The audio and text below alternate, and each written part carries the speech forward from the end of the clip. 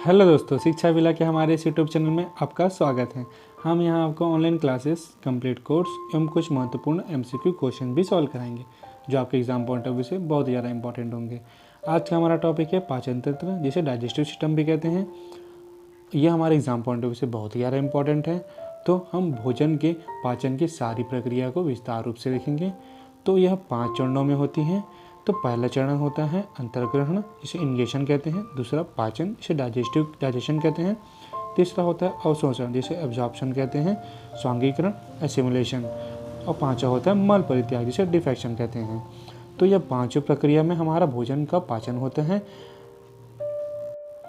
भोजन के अंतर्ग्रहण से लेकर भोजन के मल परित्याग तक हमें उसे पूरा पढ़ना है, ठीक है। तो इससे पहले हम एक बहुत ही इंपॉर्टेंट पॉइंट पढ़ लेते हैं। क्या होता है? ग्रंथि। ग्रंथि, जिसे हम इंग्लिश में ग्लैंड्स कहते हैं। तो हमारे शरीर में बहुत सारी ग्रंथियाँ पाई जाती हैं और वह रस का स्त्रावण करती हैं। रस बोले तो जूस। और इन रसों में एंजाइम पाए जाते हैं और इसी एंजाइम के द्वारा हमारा भोजन का पाचन होता है। भोजन क्या होता है? एक जटिल कार्बनिक पदार्थ होता है और उसे सरल कार्बनिक पदार्थ में तोड़ने का कार्य कौन करता है? एंजाइम करते हैं।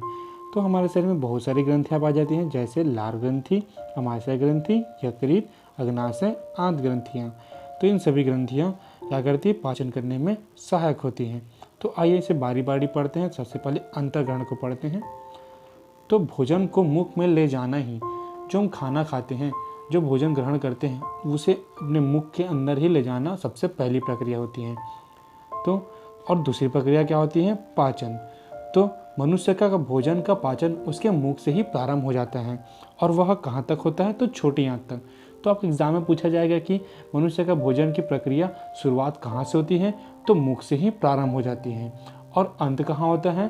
तो छोटी आंत में उसका भोजन पूरी तरह पच जाता है, ठीक है। तो याद रखिएगा, एग्जाम में पूछा गया क्वेश्चन है ये, ठीक है। आइए हम पाचन तंत्र का डायग्राम देखते हैं। तो हम जितना भी चीज़ें पढ़ेंगे इसमें, तो डायग्राम के मदद से ही पढ़ेंगे, ठीक है। तो हमारे मुख में लार ग्रंथियाँ पाई जाती हैं। आइए देखते हैं कहाँ हैं ये देखिए लार ग्रंथियाँ। तो ये लार ग्रंथियाँ, जिसे इंग्लिश में सलेवरी ग्लैंड्स भी कहते हैं, इनमें एक टालिन नामक एंजाइम पाया जाता है जो भोजन में उपस्थित मंड अर्थात स्टार्च को माल्टोज शर्करा में अपघटित कर देते हैं, ठीक है। और यही माल्टोज शर्करा को माल्टेज नामक एंजाइम के द्वारा ग्लूकोज में परिवर्तित कर दिया जाता है। तो यह सारी प्रक्रिया कहाँ होती है? हमारे मुख के अंदर। तो याद रखिएगा, मुख में कौन सी ग्रंथियाँ पाई जाती है? तो लार ग्रंथियाँ पाई जाती हैं। और इस लार ग्रंथियों में कौन सा एंजाइम निकलता है? तो टाइलिन, ठीक है। याद रखिएगा, ये एग्जाम में पूछा गया क्वेश्चन है। इसमें एक और इम्पॉर्टेंट पॉइंट है लाइजोजाइम। लाइजोजाइम एंजाइम क्या करता है? भोजन में उपस्थित हानिकारक जीवाणुओं को नष्ट कर देता है, ठीक है।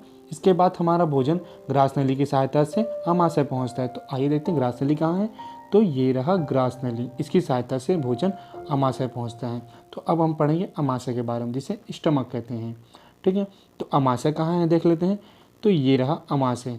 हमारा भोजन अमाशय में जब पहुंचता है तो यह अमाशय में हमारा भोजन 4 घंटों तक रहता है।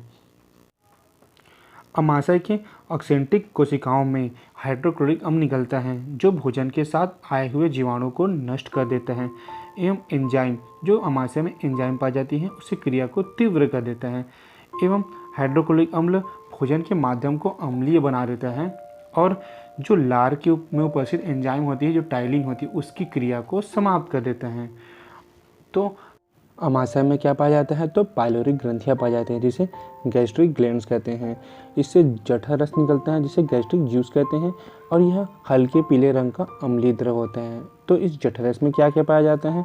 तो इस जठर रस में हाइड्रोक्लोरिक अम्ल, पेप्सिन एवं रेनिन पाया जाता है। तो हाइड्रोक्लोरिक हमने पिछले में पढ़ा।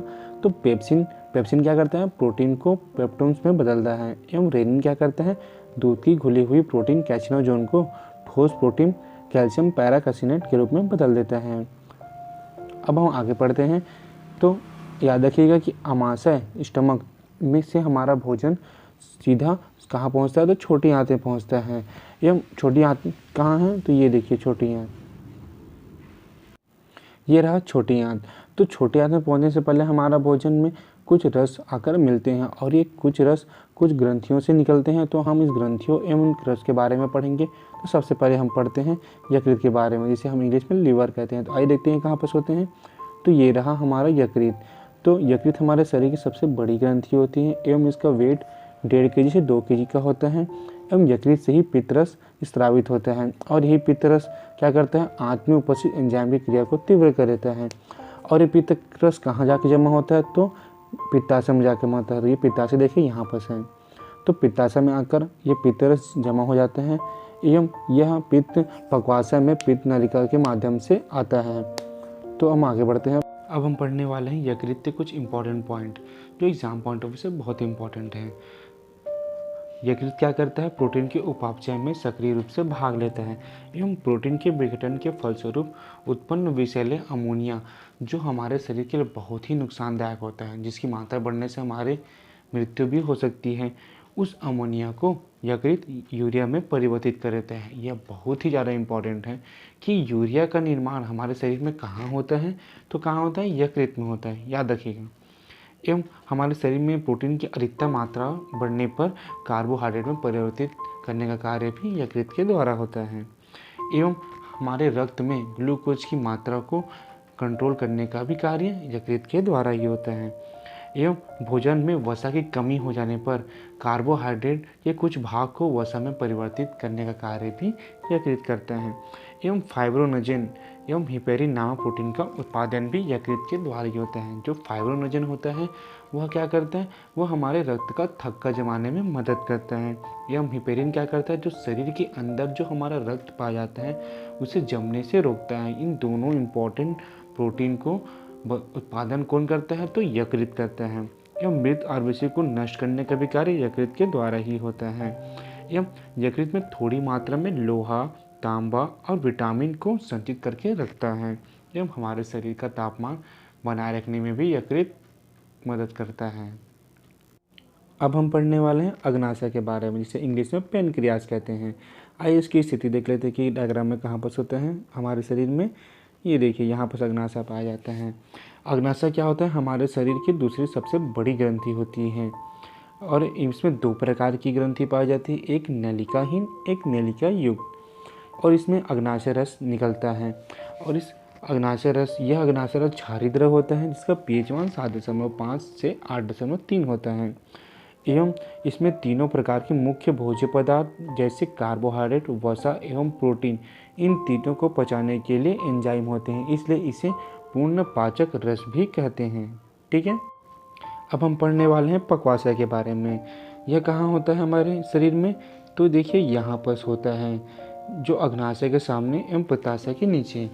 तो यह सर्वप्रथम क्या होता है, जब हमारा भोजन पक्वाशय के पास पहुंचता है तो जो यकृत से निकलने वाला पित्तरस है वो यहीं आके भोजन में मिलता है एवं जो अग्नाशय से निकलने वाला जो अग्नाशय रस होता है वो भी यहीं आके भोजन में मिलता है।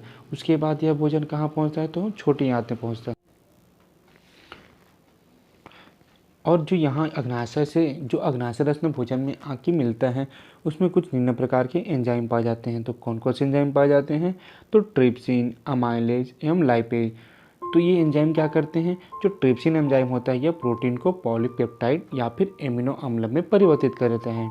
एवं जो अमाइलेज होता है वह स्टार्च होता है उसे घुलनशील शर्करा में परिवर्तित कर देता है। एवं जो लाइपेज होता है वह वसा अम्ल को ग्लिसरॉल में परिवर्तित कर देते हैं। ठीक है, इसके बाद हमारा भोजन कहाँ पहुँचता है, तो छोटी आंत में। तो देखिए छोटी आंत यहाँ है, जिसे हमने ऊपर पहले भी देखा था, तो छोटी आंत में पहुँचता है। इसके बाद जो छोटी आंत में हमारा जो भोजन के पाचन की क्रिया होती है वो पूरी समाप्त हो जाती है। इसके बाद यह बड़ी आंत की मदद से यह एनस के थ्रू हमारे शरीर से बाहर निकल जाता है। तो अब हम पढ़ते हैं छोटी आंत के। आइए तो अब छोटी आंत के बारे में पढ़ते हैं, जिसे इंग्लिश में स्मॉल इंटेस्टाइन बोलते हैं। ठीक है, तो यही हमारा भोजन का पाचन की क्रिया पूर्ण होती है। एवं छोटी आंत में जो हमारा जो तीसरा स्टेज होता है अवशोषण, यह छोटी आंत में ही होता है। एवं हमारी छोटी आंत की दीवारों में आंतरिक रस निकलता है। आंतरिक रस क्या होता है, एक क्षारीय होता है जो स्वस्थ होने प्रतिदिन लगभग 2 लीटर आंतरिक रस स्रावित होता है। तो आइए देखते हैं कि इस आंतरिक रस में कौन कौन से एंजाइम पाए जाते हैं। तो पहला है इरेप्सिन, जो शेष प्रोटीन जो बचा रहता है उसे अमीनो अम्ल में परिवर्तित करता है। एवं जो माल्टेज नामक जो एंजाइम होता है वह माल्टोज को ग्लूकोज में परिवर्तित कर देता है।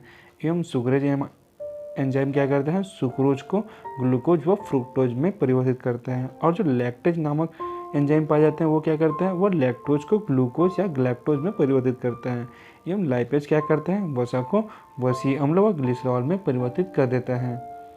तो इसी के साथ ये सारे जो बचे हमारे जो पदार्थ होते हैं उसे इन एंजाइम के द्वारा यहाँ पर पाचन किया जाता है और हमारा पाचन की क्रिया छोटी आंत में कंप्लीट हो जाता है। और हमारा तीसरा स्टेज जो अवशोषण है वह छोटी आंत में ही होता है। ठीक है, तो तीसरा स्टेज क्या होता है, अवशोषण, जिसको हमने पिछले में पढ़ा था कि कहाँ होता है, तो छोटी आंत में होता है।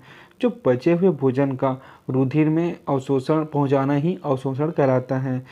और चौथा क्या होता है, स्वांगीकरण, जिसे एसिमिलेशन कहते हैं। जो अवशोषित भोजन होता है वो हमारे शरीर में उपयोग लाना ही क्या कहलाता है, स्वांगीकरण कहलाता है। और पांचवा होता है मल परित्याग। जो अपच भोजन होता है वह बड़ी आंत की पे पहुंचता है जहां जीवाणु इसे मल में बदल देती है, इसे उसे गुदा के द्वारा बाहर निकाल दिया जाता है। तो इसी तरह हमारी पाचन की पूरी प्रक्रिया कंप्लीट हो जाती है। हमारे भोजन मुख में आने तक एनस से बाहर जाने तक की प्रक्रिया को हमने आज पढ़ा है। और इसी के साथ आज का हमारा थ्योरी सेक्शन समाप्त होता है। तो अब हम बढ़ते हैं एमसीक्यू क्वेश्चन की ओर। तो पहला क्वेश्चन है, लार में कौन सा एंजाइम पाया जाता है, तो कौन सा एंजाइम पाया जाता है, टाइलिन। तो ए आंसर। भोजन में मौजूद प्रोटीन का पाचन शरीर के किस भाग में होता है, तो किस में होता है, अमाशय में।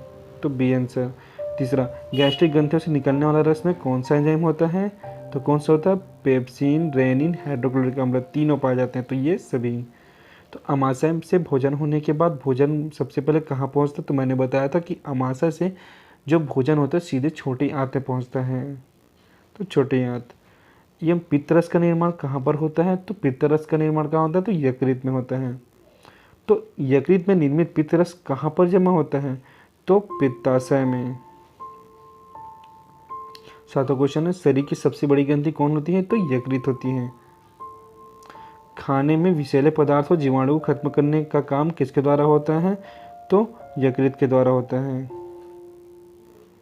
ये यूरिया का निर्माण हमारे शरीर में कहाँ होता है, जो यूरिया, जो हमारे शरीर में जो हानिकारक अमोनिया पाई जाती है उसे यूरिया में कौन बदलता है, तो यकृत बदलता है। तो आंसर होगा यकृत।